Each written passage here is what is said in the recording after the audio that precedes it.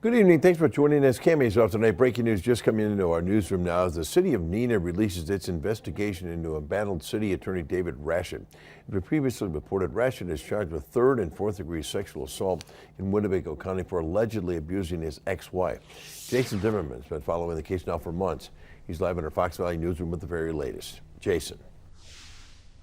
Bill, we received these documents just a short time ago, and we are still going through the 40-page report covering the investigation into Neenah City Attorney David Rashid. All of this stems from an open records request Action 2 News previously made months ago, which was first denied by the mayor's office. Rashid was previously placed on administrative leave in May of last year after the city said it was made aware of a criminal complaint against him. According to the criminal complaint, an anonymous email sent to police accusing Rashid of abusing his ex-wife.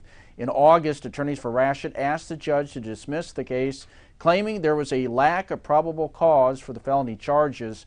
The judge did not agree and refused to dismiss the case. The city reinstated Rashid in August following its investigation, claiming that the charges against him were not work-related. Attorneys for Rashid declined an interview with investigators, but submitted a statement to them saying, quote, "I believe that it is important for you to note that the source of the anonymous email that alleged David Rashid abused his wife, thus prompting this investigation, was revealed during testimony at the preliminary hearing. It was none other than disgraced former Neenah City Attorney and now federally indicted Adam Westbrook," end quote. Westbrook pleaded guilty to one count of distributing child pornography in federal court in Milwaukee.